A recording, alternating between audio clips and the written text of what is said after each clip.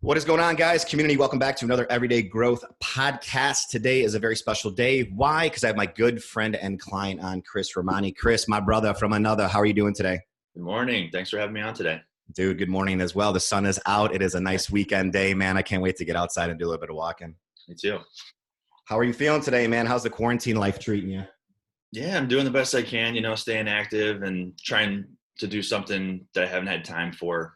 So different projects and reading and just trying to get into something new. So just trying to make every day worthwhile and not just make it a big waste, I guess. So it's very easy, I think, to sit down right now and kind of make up excuses why we should just binge watch like every Netflix show that we've never seen before. And like, I think that's like the way of the world is kind of like, it's a 50-50 day today. Let's flip a coin and see if we're on the couch or if we're outside. And I hope everyone's taking the latter and going outside more, For sure.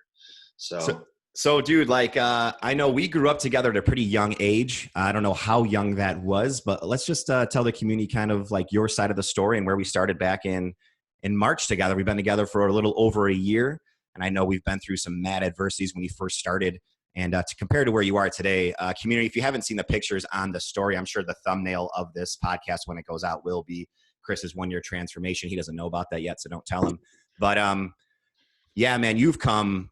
I mean, I can't, I'm fathomed to even try to talk about it. Like it kind of chokes me up a little bit of how hard you've worked for the past year to get where you're at, man. But let's just shed some light on your story and where you came from and when you got a hold of me in Chicago.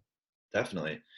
So long history of us knowing each other, probably from the middle school time. We played some sports together and pretty close down the street neighbors. So just like the next subdivision over or so, and then worked in restaurants together with some family members and had a pretty long relationship since childhood, and then moved to the city, kind of lost touch a little bit. And then I just recently got into Instagram like the last year or two and came across your page, just found a lot of really valuable content. So I just started following that. And I don't know why, but in my head, I had this number that age 35 was going to be somewhat of a change for me because I had been living in the city by 10 years at that point. Kind of got all the bars and that type of scene out of my system. And I actually thought I was going to stop drinking completely at age 35. That was like this really crazy goal that I had of some sort. And it's since been modified, of course, but that was essentially kind of how this whole started with getting into training and stuff like that. So I'd never had a trainer before. And I felt comfortable reaching out to you because we had known each other before. And I really liked the way that your approach was and, kind of the no nonsense way that you go about it. And it's not any of the bro sciences you call it and that. So I just thought that I could identify with someone I knew in addition to the style that you were going after. So I had never even had an actual trainer. So this was in addition the nutrition part, like just a lot of learning for me. And you think about food and what you're taking in your body and that sort of thing. And I think it was kind of eye-opening in a lot of ways of what I was doing wrong and what I needed to do. So I was always a little bit, I guess, lethargic maybe. I felt like I needed naps a lot. And it was one of those things where I was like, I'm pretty sure it's my diet, it's my lifestyle. So I just came to a reckoning with myself and I was just saying, this is the year where I'm going to make some changes and just see where it goes, and just kind of kept building on that. And slowly I usually take off January from drinking after the holidays. And that's kind of how I got the whole year in a good spot. So taking 4 weeks off from just going out and just getting my body back into order. It was just kind of setting the playing field really well. So we set our program with the macros, and then I just basically adhered right to that. And the great thing was I got this new job that had a gym in my office. So that was another thing that was just immensely helpful, because it's always that thing where you get home and you sit on your couch, you're like, oh, I really don't want to go out and do this gym thing now.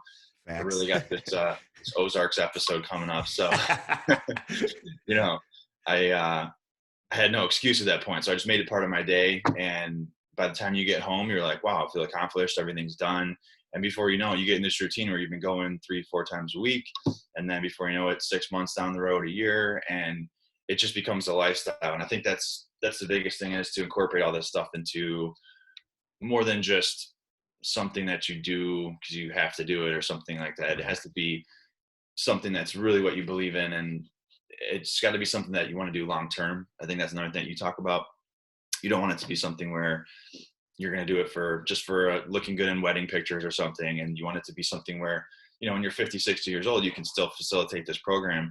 So I thought that it really worked out for me because I could still eat what I wanted and I still had a very solid lifestyle. Like I could still go out and stuff like that. So it was never like I was banned from any specific food or drinking or anything like that. But I did curb quite a bit of going out. So that was like one major change for me. Because in the city, there's just so much temptation of a new restaurant or bar you want to check out. All your friends are doing something like that. So it feels like a status symbol if you've been to a place or not kind of thing.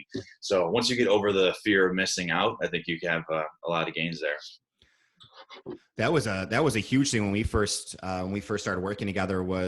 That was one thing you kind of had to like turn your back to, is basically that was kind of what you did on the way home, right? Like in the summertime, you'd walk on the way home or take, local transportation, and you'd be like, stop off here, or walk home and stop off here for a quick 1 or 2 or 3. And if it was a Friday, it probably lasted all fucking night, right? And the next thing you know, you're like, your Saturday's trash and you're going to brunch on Sunday. And then all of a sudden it's like that same old fucking circle of fuckery comes around and you're like, dude, what am I doing? And I think that was the big thing that I think there was like, that happened, a relationship happened. And like, I think you were just like, I'm just sick of it all. And even to this day, we just talked a couple of weeks ago, I think it was last week, when you were like, I can't believe the shit that I still get from my friends today about tracking food. And it's still there. I mean, it's been over a year, and it's like, you still have to fend off those certain phone calls and those certain people, because it's just going to throw your whole weekend away, or it's going to throw your whole day in tailspin, which then the next day and the next day is kind of screwed, and you got to catch yourself back up. But I think you've done a huge and a crazy job of kind of putting that in the back burner and telling people like, hey man, this is me. This is what I'm doing now. And that's it. Accept it or not, I don't give a shit. I know we've had plenty of conversations about that, like FOMO, like the fear of missing out. And I've always told you too, like, hey man, if your friends are pulling you away from the actual things you want to do, are they really your friends? And I know you and I have had a lot of heart to hearts, and I've had to, kind of lay that shit in line with that no bullshit approach. Like you said, like, hey man, who gives a fuck what other people think? Like, you got to do you. And if you don't feel good, your friends don't give a fuck about you. No one cares if you feel good, but you got to feel good. How was that kind of pulling the plug on some of those things and kind of like, hey man, I can't do this shit no more? Yeah. So I think the main thing I was focusing on was mental health and just having a really stable day-to-day, I guess, positive influences, just building up all that stuff. If you're going to go into this typical 3, 4, maybe 5 days a week at the bars, like most people in Chicago, you're going to be in this cycle where you never really feel 100%. And it just is like the minute you feel good again, someone's going to invite you out, and then it's back into the system. So if you can just break free of that and then figure out a way where you can still be involved in a social life, but it's not like you're going to happy hour every day and all that stuff, where it's hard because there's also people at work that you want to network with and have a better relationship with your coworkers and help get yourself promoted and stuff like that. So you kind of have to find the line where it's fair to yourself and what your other goals are. So I'm not saying that I'm like stepping out of going out at all, but it was like, you don't have to go out every Friday. You don't have to go out every Saturday. You could pick one or the other. You could pick neither. And sometimes I would not go out the whole weekend, and it was like, oh my God, now I have $100 in my pocket extra and all that stuff. So the first thing was kind of just mental health. I felt like I got into yoga, and that really set the tone for all the other things that I was doing, because you really have to have a good relationship with yourself. And that kind of just set the base level for me, I guess, overall. But if you don't have that, then you're going to be super anxiety ridden with the alcohol the next day and stuff like that. And then you're just going to do weird stuff with like your diet and all that. It spurns off of that. So I think just having decreased the amount of days that you're going out is definitely huge. And then decreasing the time that you're out, because the average night in Chicago, you're going to basically a bar crawl every time you go out. So Right. You're going to go, oh, let's just do one here. And in my neighborhood, there's 50 bars that are all walking distance. So you can't really walk home without hitting every single one. Let's just stop really quick for that one. Let's go for one more, like, let's just do one more. I'm sure that's super simple, right? Yeah. And then these bars are open super late. And of course, you don't want to go home before they close. So that was the other thing too, is just kind of realizing that you don't have to be out until the very end, and just kind of cutting back the time. Like I would just maybe start a little earlier, and then I could get into bed by midnight, and then I could wake up and do my gym thing in the morning and feel good. But if I went out all night, then I would probably sleep till noon. So I really had to change the time frame that I was gonna don't like give to the social part of it, and scale it back a lot. So yeah, I felt like yoga really helped clear up just a lot of mental health issues. Like I never had any significant problems, but it was just like I needed a baseline for kind of the day to day and something to look forward to that could kind of just meditate and clear your mind from the stress of the city and the job and all that stuff. So I think just having a really solid relationship with yourself is huge before going into all the extra stuff too. So in addition to the nutrition and that, I mean, I think the mental health thing is like sometimes overlooked because a lot of people think, oh, I don't go to a doctor, I don't need any prescription, so I'm not mentally off or whatever. But you still could have stresses and anxiety from just a simple thing like the commute to work. I hate taking the train because it's stressful. You know, you got to get on the train, you can barely fit on there. So by the time I get to work, I'm already kind of amped up because, you know, now we got this issue in the public being in public. So all these things start building up. By the time you're even having your coffee at 8 a.m., you're really anxious. So Right. if you can find a way to get rid of some of that in your life, that's, I think, one of the first things for me that I had to overcome was just finding a way to get rid of a lot of those issues.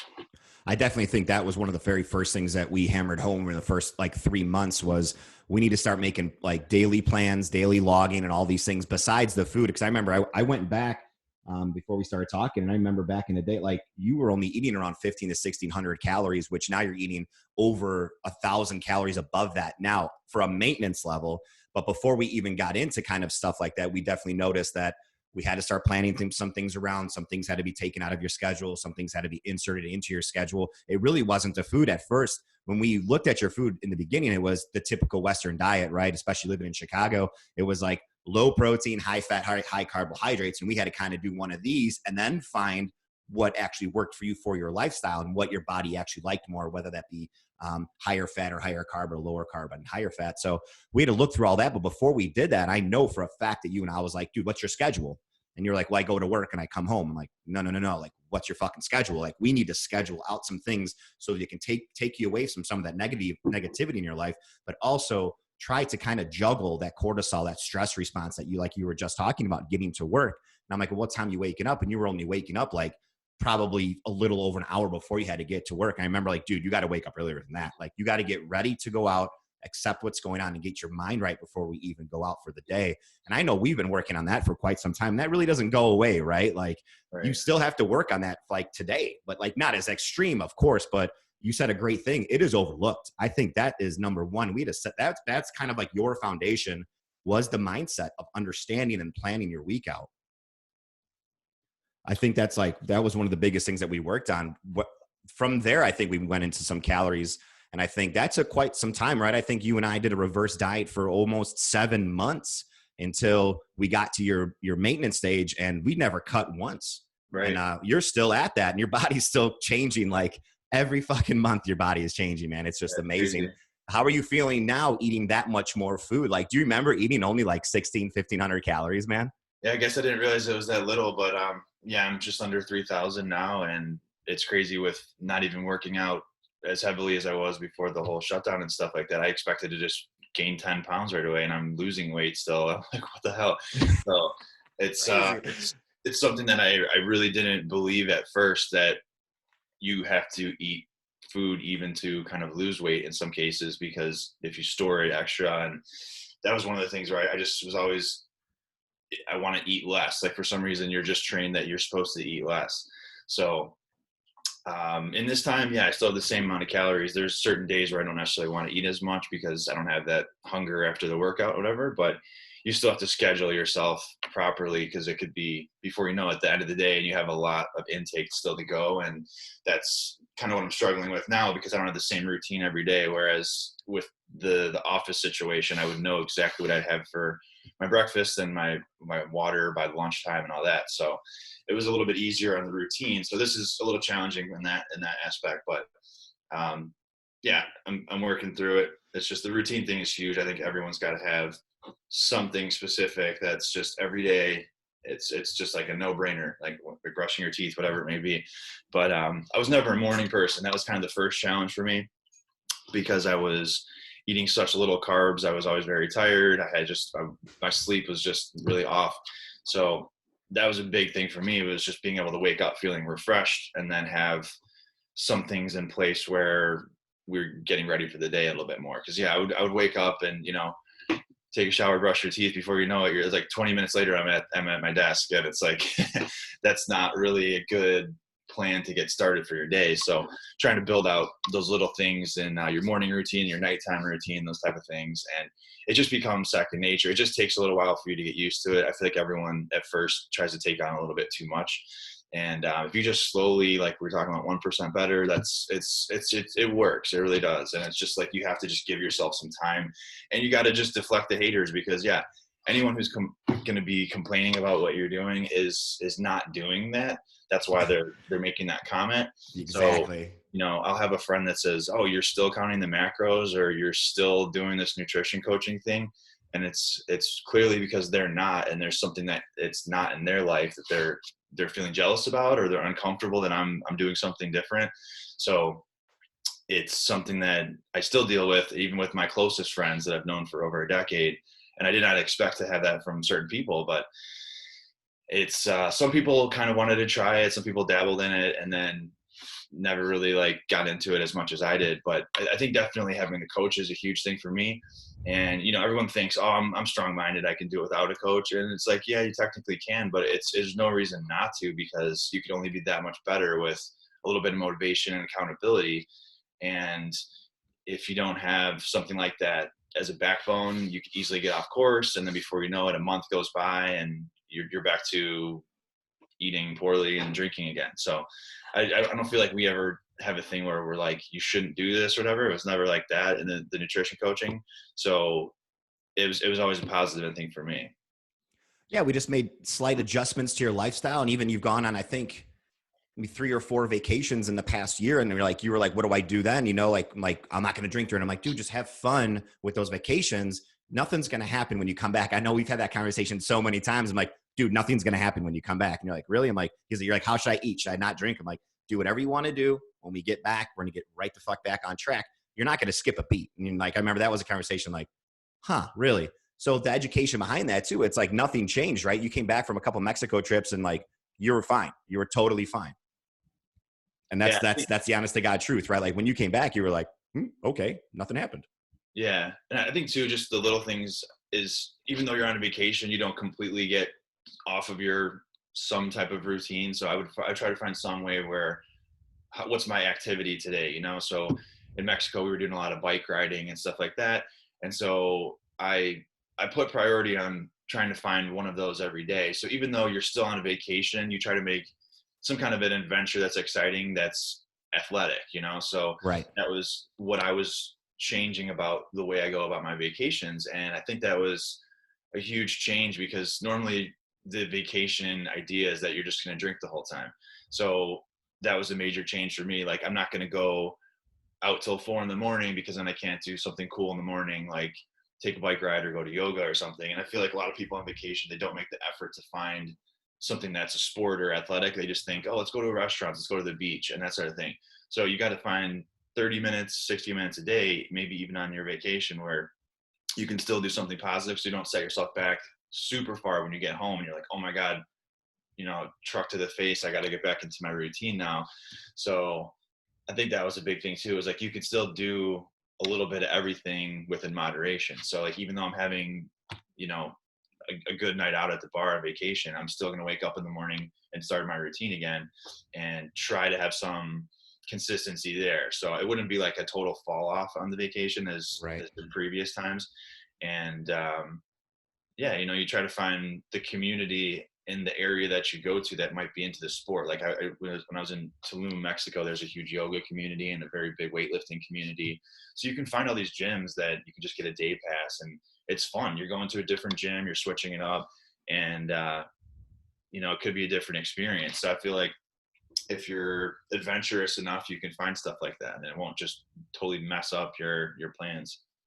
I know we've talked a lot, and we're very close with the coaching and the client and coach a relationship. And you've done such a great job. Like, you really don't fall off too much, but do you feel that you have the power now and the knowledge now to be able to keep this routine going no matter what? Like, if you went out right now for the rest of the day, you met up with all your friends, you had drinks, you probably ate a couple pizzas in Chicago, and if we could do that right now, let's just say that during this quarantine time, and you came back home, do you feel like, okay, the next day you'd be like, I got this, man. Like, I know exactly what to do. You kind of feel like now that that base is laid, like you'll never kind of go back into that routine. And when you do, you have the knowledge to kind of jump right back into what you were doing. Sure. So it just becomes something that you kind of have and that your body is kind of expecting food at a certain time. And then definitely the water intake is something that's I'm sure a lot of people struggle with. I'm pretty good with the water already, so it's kind of something that I'm used to, just drinking a ton of water. But yeah, with the going out thing, I feel like the biggest thing would be the next day you might sleep in a little bit, and then all of a sudden you're at almost lunchtime now, and you're a little behind, and it's just, you still have to find a way that you can wake up reasonably early, I guess, like not sleep in the whole next day. So that was the biggest problem with me. Like, if I would go out, I would just wake up late. And then it was just like, oh my God, the whole Saturday is wasted. I could have gone and done all my errands. I could have gotten some things done.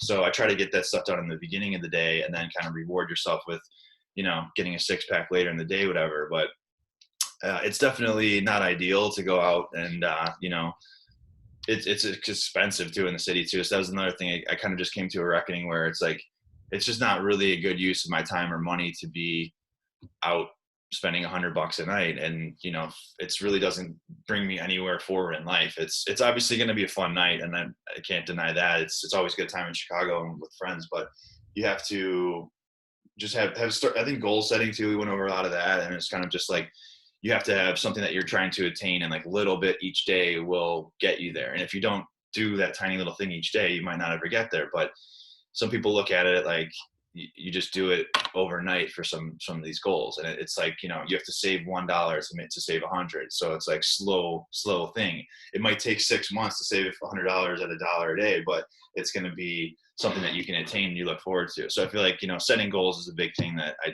really wasn't doing before. I was just kind of in the back of my head, like, yeah, I want to do this or that. But that was something where it was just more regimented and strict, and like just using Google Sheets and having like an organization of what you've done, where you want to go. It's just, you can visualize it more. So just being more organized and just kind of setting up where you want to go, that really helps the day to day, because you know why you're doing it. It's not just like, oh, Right. because my plan told me to. It's like, it's just, you just follow it and go with it. So it works out a lot easier. I know you're a huge numbers dude, and I know you look at graphs and all these sheets all the time. So, like, with the food log that I gave you, you really didn't have a problem with that right off the bat, kind of filling it out. You still do it to this day, probably better than any one of my clients that I have now, or like that I've had in the past. It's something that you do. Do you feel like that was a burden at first, like between looking at macros, trying to weigh food, portion of food? I know that didn't take you too long to get a hold of with the food logging and stuff like that. Like, do you feel that took just a couple months for you to get into? And do you feel like, I feel right now for you, if I took you off that food log sheet for a month, you would be okay. You may not be okay without seeing that. Do you feel now you can kind of intuitively eat a couple days here and there, then go back to track and be like, oh shit, okay, I was close, but not as close as I think. Through the food logging and the MyFitnessPal, it took you like, you adhere to it pretty quick. Do you feel like that's something that is another like accountability measure to be like, hey, shit, I can see it. It's all in front of me, man. Like, that's where I screwed up. Didn't sleep that day. I was over on my fat that day. Do you feel like that's a really good tool to kind of keep you going and motivated every single day? Or was that something where you were like, I don't want to fucking do this? At first, I mean, you have to get used to the extra, whatever, 10-15 minutes a day. But I Right. mean, you could be just on Netflix, just popping in all this information. So for me, I mean, I knew the value of it right away, so I didn't really fight it. But I think a lot of people struggle because it's like, yeah, if you're cooking, it's a little bit tedious to figure out all these different things you're putting in there and how much of each. So the biggest thing for me, the learning curve, was that every meal has to be more balanced than I was before. So before, it might have been something that was just all carbs and fat, and then, I'd have my protein shake and stuff, but really under 20 grams of protein per meal or something like that was happening. And so now I Right. know when I go, okay, I got my protein here. Where's the carb coming from? Where's the fat coming from? So it's kind of funny when you're actually looking for the fat. You just never thought you'd be doing that. But yeah, it just gets to the point where you know that something's missing and you got to balance it out, because at the end of the day, you have to have a certain level of each in your body. And so it really, it was something where I had to visualize how each plate would look, and then I think before everyone just goes, we'll just have a bagel and cream cheese for breakfast. And it's like, okay, there's no protein in there. So it's kind of like those little things you just learned how to add in, maybe salmon or whatever it might be. And then you start getting a more satiated feeling. And then all of a sudden you have more energy. It's like all these things come together. But before it was just like, somebody might just make a huge smoothie for breakfast and it's just all carbs and then there's no protein in it. And then it's Right. just like, okay, so those types of things you just start tweaking and adding in a little bit of whatever you might need to have it balanced. And all of a sudden my energy level was way more consistent. So I wasn't really craving that nap like I had before. And I felt like just more cognizant, and just overall energy levels were great. So really Yeah, I happy. know that was a big struggle in the beginning too. I remember, if I remember, correct me if I'm wrong, but like protein was like very minuscule compared to everything else that you were kind of eating. I remember there was a couple of times you're like, dude, I just don't understand why I can't hit this damn protein number, because that protein number went up from the first month that we worked together and you were tracking, you averaged around 80 to 100 grams. And now you're around 205 or something like that grams. Even if I told you, like, even if you want to eat 215 a day, we can just drop a little bit off your calories on your carbs or your fats. But I mean, that's just so fucking crazy, right? Like 80 to 100 grams, like you can probably smash that before noon now, right? Yeah, I think a lot of times without using the scale, you get yourself into a situation where you just go, okay, I'm just going to pull one chicken breast out of the bag. And that might either be small or large. And then you don't know what it's going to do for you exactly, but you're just like, well, I just grabbed one. So like, it is a little bit more work to have to cut up an extra piece for that extra couple grams, whatever you need. But then you know that you got enough for the day. And so that's kind of the difference. Cause like, how you always have a leftover, you're like, I'll just crush the whole Tupperware, whatever, because I want to get rid of it out of my fridge. Well, that might have been 14 grams of pasta and you just ate 300 grams of carbs, So that's what the learning curve was that you don't necessarily have to eat everything that's in front of you just because you want to clear out the fridge or whatever. So I Right. guess that type of thing, it was a learning curve. And just in general, like, you can have whatever you want, but just the portion, I never really thought of portioning, because I always thought portioning was just for something they put on the box, because I was like, who eats that little amount? Like Yeah. pasta Yeah. example, like two ounces of pasta is a joke. I mean, that's like, Yeah. It's like 3 bites. I mean, maybe in Europe when they serve you the side plate of pasta, but if you're talking at a restaurant in Chicago, Whew. that's 10% of a plate. Yeah. So It's so true. you go to a big Chicago's notorious for like, you get like a pound of pasta per plate. yeah. So the pasta thing, I cut down, and I'm just scaling it back in now because I know how to handle it. But it was just like, you want to just pour the rest of the box in because you're like, I don't want this in my cabinet anymore.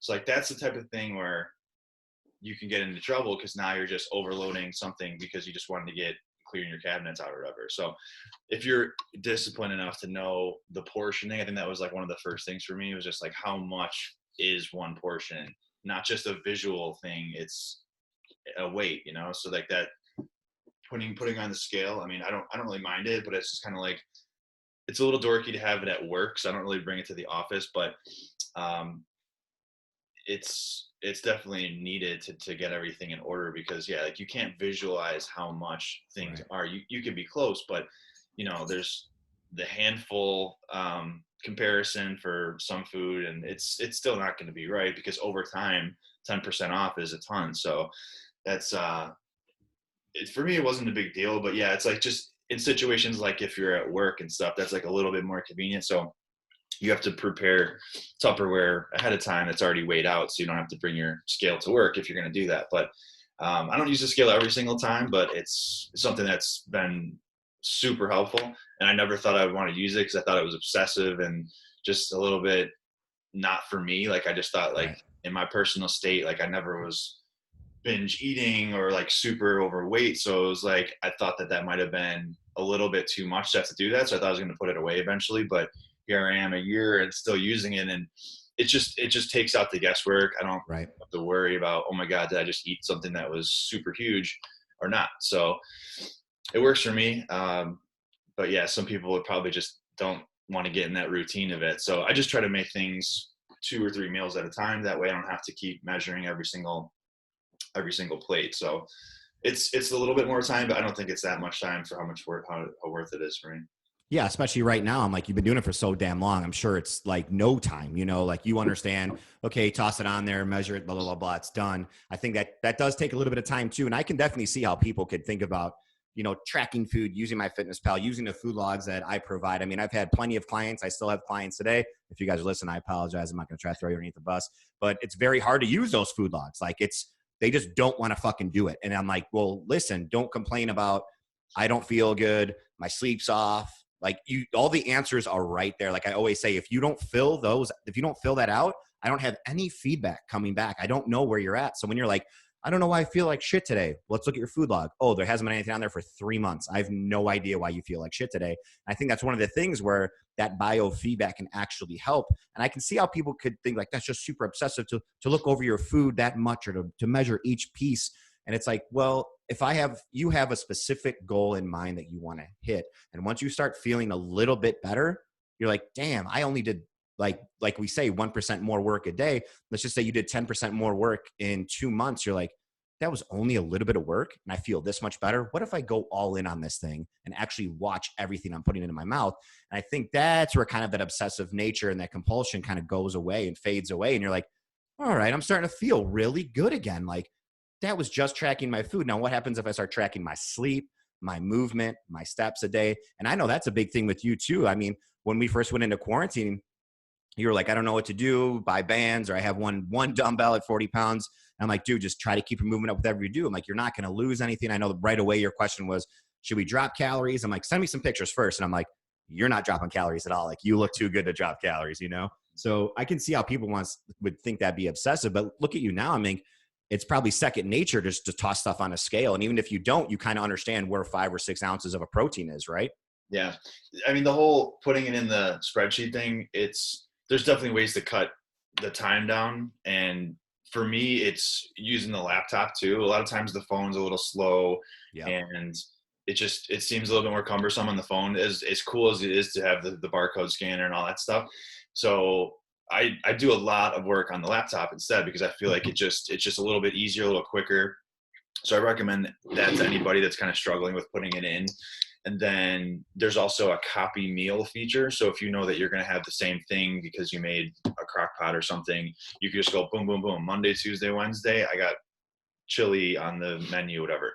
So then you don't have to think about, okay, now at the end of Wednesday, did I put everything in? It's already, boom, it's in there. So I think putting stuff ahead of time is huge. I started doing that a lot, and it just really made a difference, because you don't have to worry at the end of the day that you did it or not. And then you don't have to remember if you forgot to put the right thing in or whatever. So I think there's a little bit of tricks to get it going quicker. And so once you start doing the copy feature, and like I said, using the laptop, I think for me, it just made it a lot smoother. But overall, it does not take that long. I mean, for somebody to complain that it does, I mean, they're not really into it, in my opinion. So right. Yeah, it's true.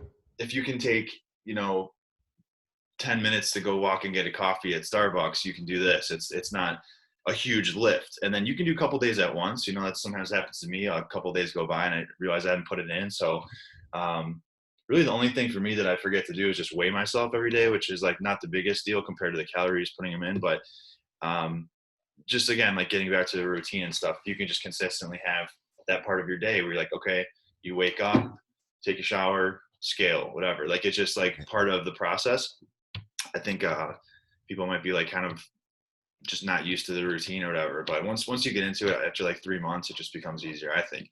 And, you just find time for yourself. I think people aren't making enough sacrifice for the right things. And so you have all this time in the world for Netflix and, talking on the phone with your friends on random games and stuff. But it really does only take about 5 minutes a day. I mean, once you get quick with it and you find all the products that you use, they're already saved in there. And like I said, the copy feature. So I think it definitely gets easier. At first, people are just like, this is like homework. It's just like an extra thing I got to do. And that's not the way to look at it. Like you're looking at this as an investment of yourself. Like if you were to put $1 into a stock, like you're putting $1 into yourself, so like this is a way of finding out if you're doing it right or not. So you're not wasting your time essentially. So Right. Yeah. it hasn't been a 100%. big deal.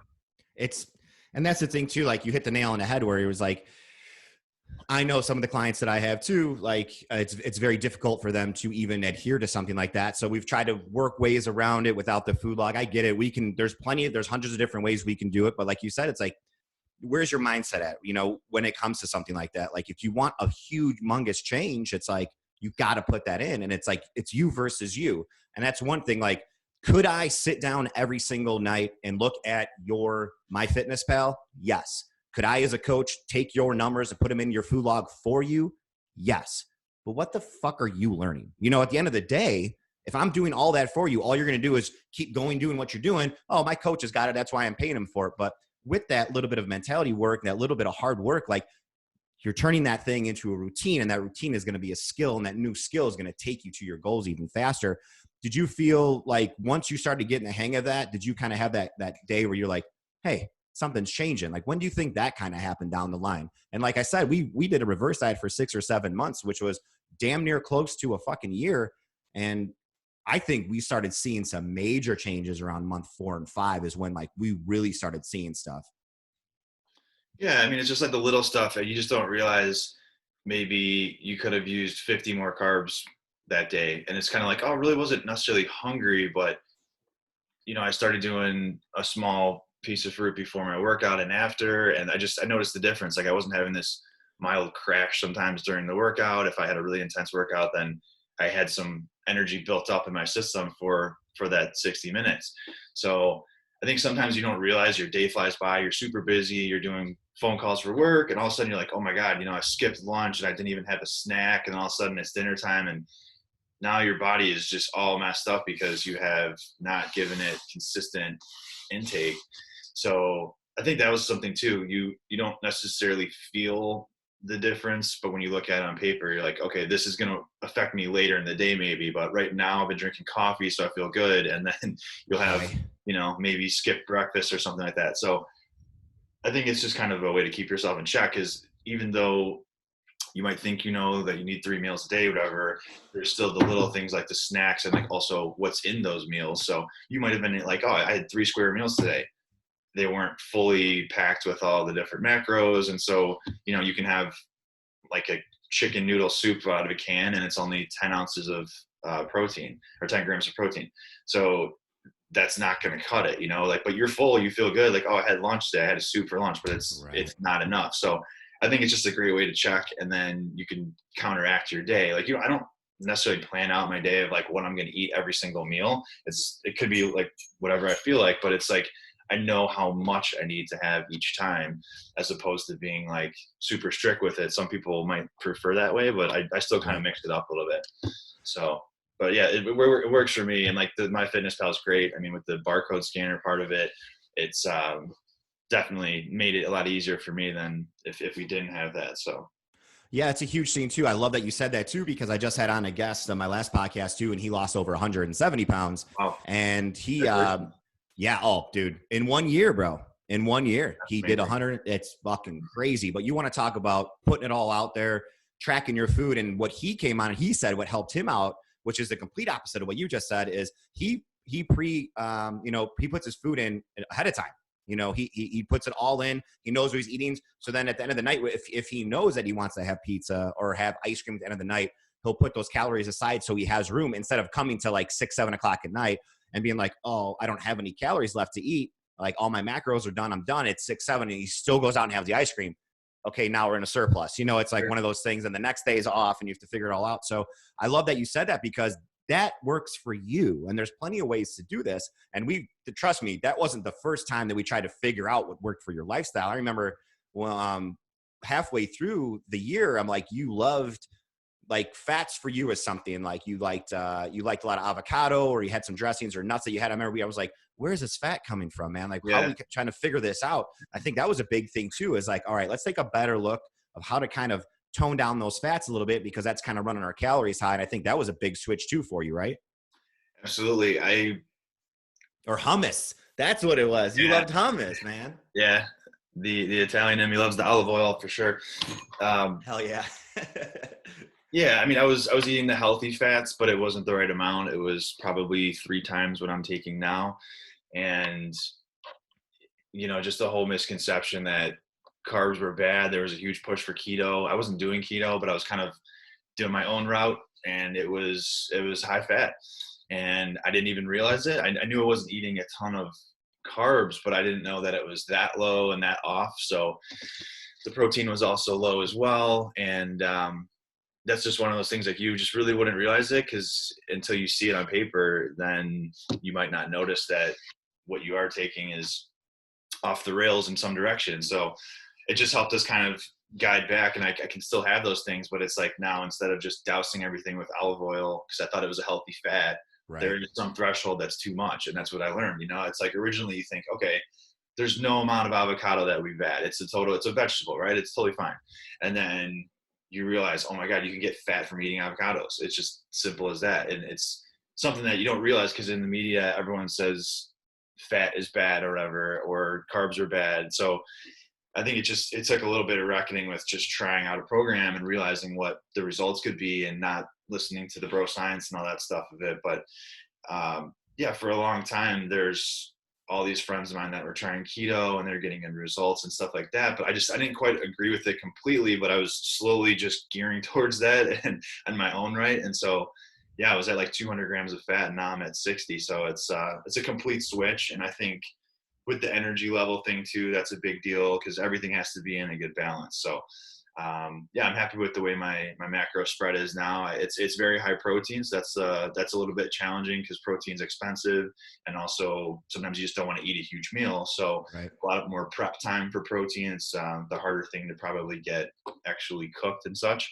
Right. So if you could just do like batches of grilled chicken and stuff like that, like, I'm just learning how to make it easier. So, if you ever want ways to cut corners with time, just look on YouTube. There'll be some video that explains some process to make this easier, like, a device you could purchase on Amazon that might help you chop up the food quicker or whatever. There's always Right. some way to make it easier. And I feel like if you're finding a roadblock, there's just a little bit of research that can kind of get over that. So yeah, for me, I live by myself, so I cook all for myself, and it's like, it's a lot of work. I'm cooking all the time. Um, I That's try not awesome.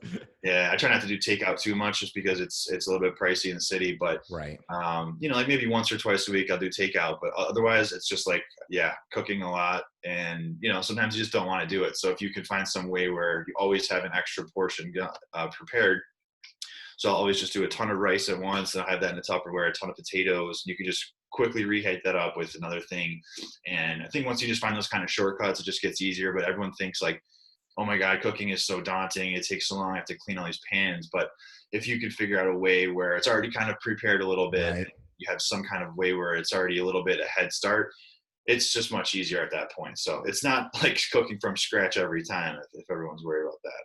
I think that's where people fail too, is they think they have to sit in front of a stove 3, 4, 5 times a day just to cook. I'm like, it's never going to work that way. You can't physically cook each one of your meals fresh every day, as much as we want fresh food. And I know that's a big problem too with a lot of people are like, I don't want to eat reheated food, but listen, if you really want to get to your goals, or have a goal body or a goal look or anything like that, or feel better, like, I mean, you know it, and I know it, man. Like, if that food's not in the fridge, that's when shit goes wrong. I mean, Oh, yeah. even someone like me who's been doing this, and someone like you who's been doing this for well over a year now, those foods aren't there, we're making stupid decisions, and we're gonna either grab something that we shouldn't eat from a store, or we're gonna order in or order out, like you said, or we're gonna eat what's in our cabinets. Like, I'll just finish this bag of this or something like that. I'll make it work because I'm hungry, and that's kind of where that mindless snacking comes in. But like you said, batch cooking, man. I know I've preached that so many times with you. It's like, dude, you can make chicken, you can make potatoes. Rice is like the best thing, man. Getting a rice cooker, I'm telling you right now, is like that saves everything. I mean, Oh, yeah. that thing's running every other day in my house, Yeah. and that saves so much time. I'm like, literally, you could do a little bit of work, put that thing on, it's done. I mean, mine doesn't even take 20 minutes. It takes 20 minutes for 4 cups, and 4 cups is a lot of fucking rice at the end of the day. Yeah. And Yeah. you can, Yeah. you know what I'm saying? That's such an easy thing.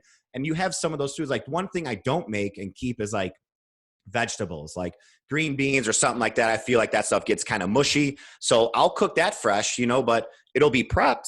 It won't be sitting in a bag. It'll be prepped in a container, ready to go. I just grab a handful in a pan, a little bit of fat, a little bit of olive oil or some spray, whatever, it's done. while I heat up my chicken and have my rice. It's like, once you make these small changes and understand that if you have food at the ready, you're turning a 20-minute cleanup and eat maybe 30 minutes into 10. I think Right. that's the biggest thing. As soon as that food's at the ready, it's in, you're feeling so much better. You can get on with your day. And plus you feel accomplished. Like you did it. Look at that. And then 2 hours later, 3 hours later, you can have another meal. You know what I'm saying? I think that's Yeah. the biggest thing too. I think I got you. Didn't you get a rice cooker too? Yeah, I definitely have one. And mine has the steamer on top. So you could just toss Nice. some vegetables on there. And then, yeah, you just walk away. And 20 minutes later, it's all good. So I'm a big fan of not doing a lot of dishes. And We all are, man. Oh my God. I hate that shit. so that's a huge benefit of that thing is it's just super easy cleanup. And then anything you do in the oven, you can just do a whole pan of chicken and vegetables and you don't have all these extra things to clean. And then also the grill, I'll try to do a whole thing of just like all grilled stuff. And just those little one pot recipes, they're very helpful to not have to constantly have, 6 pans everywhere and just Right. after you're super tired of your day to clean all that. So yeah, those little methods definitely make this whole process easier. So I think you just got to kind of find what's holding you back on accomplishing that. And there's some easy step with maybe just a different type of recipe that you haven't tried. So yeah, I feel like that's a big motivator for most people is they don't want to cook because of the cleanup part. So if you can just find these recipes like a crock pot, for example, super simple, and then all of a sudden you have tons of food and it's very easy cleanup. Some of those crock pots, you have a liner, you can just toss the liner out. There's not even dishes. That's So what we do, man. We buy those liners, dude. That is a lifesaver. And that's the only reason why we use that thing now is because we have the liners. Without the liners, if I have to put something in there, man, I am so upset because the cleanup is bullshit. You have to soak yeah, the damn thing for a day or two, clean it once or twice, and it's still not the same. But once you get yeah, those liners, and that's another thing too with you putting a good roast in there. If you don't line it with a lot of vegetables and stuff like that, it's kind of hard to find out later down the line. But any type of roast that kind of stays together, like a pork loin roast or like a rib roast, something that actually stays together, like that's a ton of food. Like yeah, you can nibble on that the whole week and only make maybe one more protein. So you're looking at maybe spending, $30 to $40 on protein a week, if not less. And you have that for a very, very, very long time. I think that's a great crockpot's a great thing for people to get into as long as you don't muck it up and you really can't measure anything at the end. But at the end of the day, man, it's going to be off a little bit here and there. I think you could probably adhere to something like that. yeah. Sometimes with that, I kind of struggled at the beginning too, because if you make chili, for example, you put all this stuff in there, you're like, well, how the hell do I know? Right. So, I mean, there's multiple ways to get it super accurate, but for me, I just found it easier to keep everything kind of separated. So maybe I would cook the meat in the crock pot and the vegetables in a separate one or something like that. So I can always, the meat is usually where the problem lies because Right. it can be super fatty and all of a sudden you have way too much. So that way I could just portion out the meat back into the stew or chili, whatever I'm making. So I think if you separate it, that's helpful. And in general, yeah, you just gotta just be organized, I guess, a little bit more. It's Yeah. not like just throwing stuff together as cooking is supposed to be fun to some degree, but at the same time, it could get super hard to track if you have like a red meat or something like that in these chili pots because taking one scoopful of it, you have no idea what that is. So unless you want to do a ton of math, then that's on you. I try to keep it simple. So Yeah, I think you have to keep it simple. If you don't, that's when you're just like, forget it. I don't give a shit anymore. And like that's kind of how we fail, right? The harder we make something, like cooking shouldn't be hard. Like you said, it should be enjoyable. It really should be. As soon as that enjoyment comes out of something that you need to be doing almost every day or every other day, like that's when you quit. And I think that's where a lot of people have a problem is like if you simplify everything, you're gonna have success. And I think we look at these things in daunting tasks all the time. And that's why people walk away from it. Take fat loss, for example. If someone says, my goal every year, we see this on January 1st, right? My New Year's resolution is to lose 20 pounds. Cool. By when? When do you want to lose that 20 pounds? That 20 pounds is a daunting fucking task. I'm telling you, it's huge. It's not just a weight we're looking at, right? We're looking at what you have to give up. Are you willing to give it up?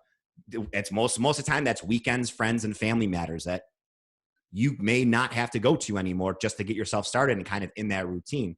And it's like, you have to have an end game to that. Like, what's your 20 pounds coming off at? 3 months. Okay. Scratch that. It's not going to happen. Probably let's tack on another 3 months, maybe 4 months for you to even start to adhere to it. I think once we get those things out of our head of like, okay, this is super hard. If you look into it, like this is going to be a super hard task, it's going to be hard. And you're probably going to quit and you're probably going to fail. But I think that's why we've taken so much time on your reverse diet after 6 or 7 months to being together for over a year now. It's like we took small steps. And it was almost like I never pushed you farther. Like, hey, man, I'm adding 500 calories to your food. Like that would never have worked. It would never have worked with your lifestyle. Like you just admitted, it's hard to get your protein up even to this day. And you've had a year at doing it. And I struggle with protein too. It's very difficult if you're not on top of it throughout the day. You kind of forget and you're like, fuck, it's 8 o'clock at night. You have like 75 more grams. It's like, what am I supposed to do at 8 o'clock at night with 75 more grams? It's not going to happen. Yeah. Yeah. Well, the protein shake thing definitely helped me out there. Hell yeah. And then I do the double scoop, so it's 50 grams. So it's almost like an extra meal, but that really helped me. I'll do that first thing in the morning, actually, before I even have breakfast and before I get to work and do all the coffee and stuff. But yeah, before you know it, the day goes by and you're at 100 and you got to get to 200. So it's like you don't want to be choking down protein at 10 p.m. It's just it's not comfortable. So you really have to make sure that every couple hours you are eating, and it definitely does get easier. You know, I will say that it's just at first anything's a change is going to be a little daunting. And then like you said, with the family situation, you might feel a little embarrassed to tell your, grandmother or mother, like, you don't want to eat Cool Whip anymore, or like whatever, like Miracle Whip, like just like super unhealthy stuff. And like my family never was really super focused on healthy food. So it was kind of like a huge change for me to go into a Thanksgiving, for example, and I'm just like, I'm not eating all the stuff that they have. And so you have to have like kind of a conversation with those people. So it's not like the biggest shock or offense to them. And I feel like that's something that maybe they'll never change in that way. So it's okay. They can do what they want, but it's like, that's why a lot of people struggle, is because if you go back to your mom's house and they're going to cook something that they always cook for you, it's like, well, what the hell? Why don't you want this now? And so it's like, just smaller portions. I think that was the way I navigated it. I wasn't saying, oh, I'm going to bring my own chicken or whatever. I'm just going to eat less of this super fatty food or whatever, and then work it from there. But yeah, it's tough, but I think, you got to be upfront with people. And if they don't want to go with it, then that's kind of on them and their relationship. So I think you just got to be confident where your goals are and just continue down that road. Yeah, I love it, man. You're 100% right. And that is definitely one of the main, if not the main reasons why you are so adherable to the plan that has been put in place for you. And that's why everything's working out for you. And I can definitely see it every single day. You're so into what you do, and you really all your obligations are covered every single day. And it's almost like you're the perfect sled dog, man. Like I told you that last time. It's like, you're like, oh yeah, it's really easy. You're a good coach. I'm like, no. Like I could sit here all day long and toss shit at you. Like, okay, this plan doesn't work. Let's do this plan. This plan doesn't work. Let's do this plan.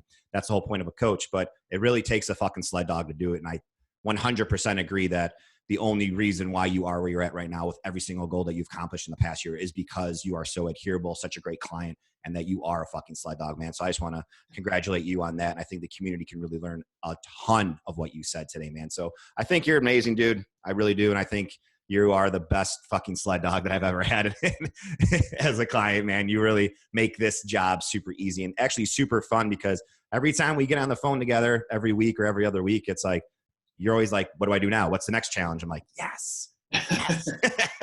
Yeah, it's been a pleasure, man. I recommend anyone to give it a shot, and anyone that wants to make a change. I think that, training is definitely something that anyone can benefit from. And there's a lot of learning that can happen too. So I think everyone needs to get out there and get an understanding of at least what it takes. So. Well, before we get off, man, we're coming up on the hour. Before we get off, I want to throw you onto the hot seat. I want you to give everyone in the community three actionable items that they can use today when they get off of this podcast. I know I didn't explain this to you. I was going to do this to you in the beginning of the podcast or when we were off air, but let's give three actionable items that you think helped you out for the last year, that you think that people can use today to actually help them out to get started and or to adhere to while they're still going on their plan today. Sure. So I think a lot of routines, definitely something that was new for me. So I think getting into, I guess, more proactive thinking. So for example, I know tomorrow, if it was a normal day, whatever, at work, I would have to bring clothes to the gym and that sort of thing. So instead of waking up in the morning and packing my bag, I might have that done the night before. So it's one less thing I have to think about. I actually might accomplish that now because I'm not running late, forgetting some shit. Right. So I wake up in the morning, I have my backpack full of gym shorts, a banana, and maybe my protein shaker or something like that. And it's like, boom, it's done. So now that's probably going to happen because I already set it in place. Whereas if I just woke up and go, oh my God, I'm running late for work, I'm going to miss the bus, I got to get all this shit in my bag. So I would say being proactive is possible. That can come down to shopping as well. So just making sure that you have a consistent grocery trip and that you're not just going, oh shit, I have nothing in the freezer today, what am I going to do? Okay, just order pizza. So I think being proactive as possible was like one of the big things for me, and takes a little discipline, but that was huge. Number two, I would say it's okay to say no to things, to your friends and family. And I feel like that's one of the hardest things ever because, I was notoriously a yes man. I love to go out. I love to have new experiences, meet new people. And to some degree, that's not good. So you want to have the ability to say no. And sometimes your friends are going to give you guilt trips, and you have to understand how to react to those and how to tell them that you're doing your own thing, and like they can't do that to you. And so they will. That's gonna happen. That's gonna happen. So yeah, like that's another thing that I struggle with too, is because there's just so much to do all the time. There's so many people that I've met throughout Chicago that invite you to stuff, and it's kind of like, damn, I would really like to go to this event tonight. That sounds great, but then I might miss yoga tomorrow because I went out all night. So it's like kind of like what's my goal overall? Do I want to have fun or do I want to be healthy? So it's kind of like you got to find the balance. So if I think it's going to take me away from it, I have to say no. So that was the thing too. I learned that there's a lot of times where you want to turn away some things. So to some degree, with a good balance of having fun and stuff. Third point, I think just a little bit of self-educating too. I think like a lot of people don't really go too far into the reading and stuff, and like you gotta just have like a podcast that you follow at the very easiest, and it's just like, what's one thing that you can take away from as simple as like a Joe Rogan podcast, like what's one healthy thing that you learned today, and then try to apply that. So it might be some new vitamin that you've never tried, and just see if that works for you, or scaling back something that maybe you're doing too much of, and so it's like maybe a different type of workout. So I think it's like you got to be constantly educating yourself and like looking at different ways to learn, because there's always something that you can improve on and grow. So I think don't get set in your ways where you're like, oh, I know how to weight lift, I know I'll think about nutrition, I'm good, and then just kind of stop learning. I think it's like there's always a new technique or somewhere you can refine your process. So I would say always be learning and look forward to the opportunity to read or listen to a podcast about something new.